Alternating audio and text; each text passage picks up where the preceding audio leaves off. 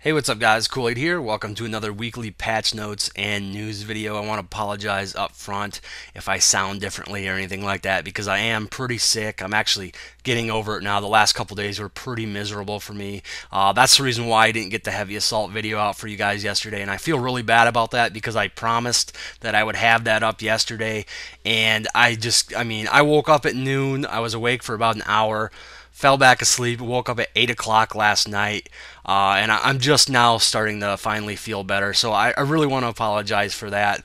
I should have that up for you guys tomorrow without a hitch. So anyways, we do have a little bit of crossbow gameplay going on right here. I literally logged in for 5 minutes to get you just a little bit of footage, a little teaser footage. Obviously, I'm going to be doing more on this in the future, a lot more on this in the future. But this is like 5 kills or so. The servers literally came up about 10 minutes before I started doing the audio for this video. So anyways, there is a lot of patch notes to cover. We will jump right into this. Some of the stuff, the Infiltrator stuff, I'm just going to breeze through because of the fact that I've already covered it in so much depth already, and I will be covering it, each thing individually in future videos. So jump right into the corrections. The lost bonus membership certs have been restored. The individual amounts vary from player to player depending on the amount lost. The grant includes an extra percentage as a thank you for your patience while we sorted this issue out. So that's good. We finally get our certs back that we've been missing for a while. And then the other correction is the lost individual World Domination Series points have been restored as well. And to make this as fair as possible, we moved everyone to 1 point below the next tier reward, which is a significant bump of extra points for most folks. So that's good. However, the World Domination Series was caused for quite a big uproar this week. And I will come back and talk about that towards the end of this video. But next, we will talk about the Infiltrator update. We do have the new tool, the Motion Spotter. When placed, the Motion Spotter spots all nearby moving enemy players on the minimap. The new ability, of course, is the Stalker Cloak. The Stalker Cloak does not drain energy as long as the Infiltrator remains stationary, allowing the cloak to last indefinitely. However, Stalker Cloak prevents the use of the Infiltrator's primary weapon and regenerates slower than the Hunter Cloak. Now, there's already been multiple variations of the Stalker on test. The video that I showed was probably the longest. Then it went down to like 8 seconds, and then last night Higby tweeted out that the final version was going to last about double that, so I haven't fully tested it out yet, but I believe it's going to last somewhere around 16 seconds. You're obviously going to talk more about that when I do a feature video on the Stalker Cloak. Then we have the new suit slot, which is the Adrenaline Pump, increases the Infiltrator's sprint speed while equipped. The new armor choices are the Golden Luma Fiber. We have the new weapon, the Mark V Suppress. The Mark V has an integrated suppressor that prevents the user from showing on the minimap when firing. It features superior bullet velocity and long-range stopping power compared to SMGs using optional aftermarket suppressors. So basically what that means is that if you're using this gun compared to other suppressed weapons, you're not going to have as much drop in bullet velocity as you would with normal suppressed weapons. So that's cool. I think that's where you're going to find this weapon has its own little niche. The new weapon, the Hunter CQX. The powerful Hunter CQX quad cam crossbow is a lightweight sidearm capable of silently taking out targets up to medium range with deadly precise bolts. Has 2 unique rail attachments, the explosive bolt, which replaces the default bolt with an explosive tip variant that does light damage to max units and other enemy armor. The recon bolt replaces the default bolt with a low damage variant that includes a sensor device. The sensor device can detect enemy movement within a limited range. So basically, this gives all classes a new crossbow. It's a secondary weapon, and it does work for all classes. But this gives the Infiltrator a way to kill maxes more effectively and a way to take out armored vehicles. Now, from what little bit I used of this in tests, and this could have very well have changed by now, it had the explosive bolts had a really hefty lob to them. It's not going to be the primary way you're going to want to take out vehicles. At least that's not how it was on test. Obviously, I'm going to need to test this out in game, but the option is there, and we'll see more about it once I get to use it a little bit more. And the recon bolt, that gives all other classes a way to use basically a recon detect device, which I have mixed feelings about that because it's kind of detracting from what one of the infiltrator's main class roles is in a group, at least. So I don't know how I feel about that. Again, I'll have to test that out a little bit more and get back to you guys. Next, we have cloak improvements, and this caught a lot of people off guard because, a lot of infiltrators or a lot of people that love playing infiltrator were not all that excited for the update because they weren't fixing any of the bugs or they weren't doing anything like that, or at least they weren't talking about it. But we do have a list of cloak improvements here. Number one, they reduced the cloak visibility when moving in all states except for sprinting. Sprinting retains the same visibility setting as before, so that's good. They reduced the cloak visibility. I'm a little bit surprised, honestly. Whether or not it actually translates in game, we'll see. Cloak visibility will now transition faster when changing from one movement state to another. For example, cloaked players will now reach the lower visibility state faster after they stop moving. Another good change here.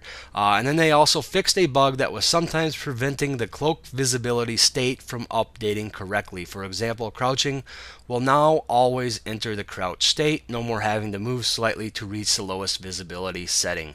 So these are all nice little fixes. Honestly, it's nice, but we wanted more bug fixes. That was the number one thing most infiltrators wanted, was to get all our bugs hashed out, and it looks like they touched up on a couple of them, but I guess it's a good place to start. There's still some that they definitely have to work on, and maybe they did and just didn't include them in the patch notes. Again, we'll have to see. And then the last change for the Infiltrator update is the EMP grenades will now destroy the below enemy explosives and deployables. This destroy effect will work even through cover, or will even work through cover, sorry. But it will now destroy tank mines, personnel mines, C4 motion spot tools, detect tool sensors, and spawn beacons. And I believe it destroyed most of that a couple patches ago, but there was a bug last patch. So this is basically a bug fix, but I'm glad they have this hashed out. Hopefully it actually works in game, because that was one of the main roles of the EMP grenades. But that's pretty much it for the Infiltrator portion of the update. As you can see, the Empire-specific rifles did not make it in. They were just too rough around the edges, and still making some tweaks and changes there. So those will probably be coming within a week or two, I would guess. I'm actually glad they held them out, because even they just weren't working all that great in test server, at least. So next we do have the dark light flashlights, and it says all flashlight weapon attachments have been converted into dark light flashlights. The rail-mounted dark light flashlight can illuminate hostile cloaked infiltrators and dark areas, but the light can give away your position. The light can be turned on and off with the toggle attachment hotkey, and cloaked infiltrators will see their first-person arms change color if they're being illuminated by dark light for feedback. A lot of people were kind of up in arms about this as well, where, they're saying we're getting an Infiltrator update, but then we're also going to get this nerf because people are going to be running these flashlights and they're going to be able to see us easier.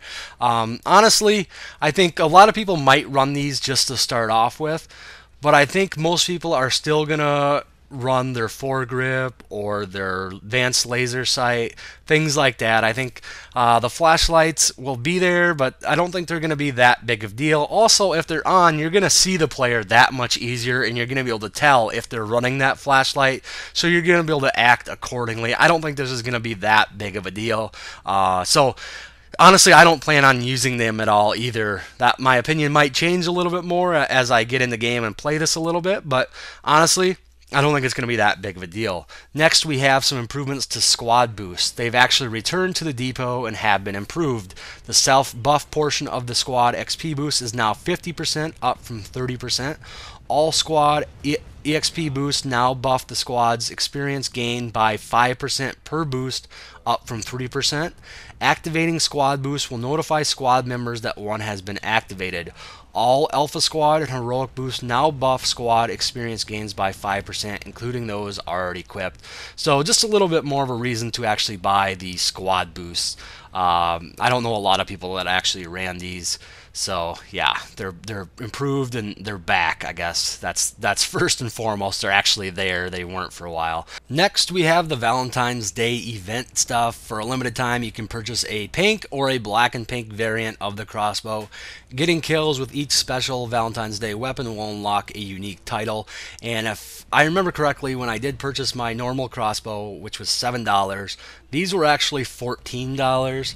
So I will not be picking one of these up. The titles don't really matter to me all that much, but they're there if you want to try and get them.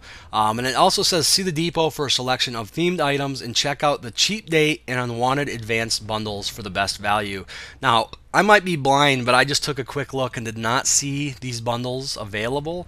Maybe they're just not there. Again, maybe I'm just blind, but it says there's going to be these bundles available, and that'll probably give you the best deals on some of the Valentine's Day stuff. We also have some tweaks to amp stations, some layout adjustments for Zervin and Dahaka. They adjusted Dahaka to provide more cover in the vehicle bay and adjusted Zervin walls to provide more visual awareness inside the base. We have a big list of balance changes, well, not a huge list, but a decent sized list of balance changes. Tank mines are now smaller, which is great if you like using tank mines. They were so huge for a long time, so they are now smaller. We've had another change to Coyote missiles. The inner radius blast range reduced from 1 meter to 0.35 meters, so a big drop there. The inner radius blast damage reduced from 334 to 200, and decoy flares will now prevent Coyote missiles from locking on. So some big changes to Coyote missiles, and this is like already the second or third change we've had to these missiles, so they must have been pretty damn good to start off with for them to actually have to change them twice already. The Hornet missiles projectile speed increased from 100 meters to 100 meters a second to 125 meters a second. Tomcat missiles, you can now switch weapons once the missile is in flight and still maintain a lock.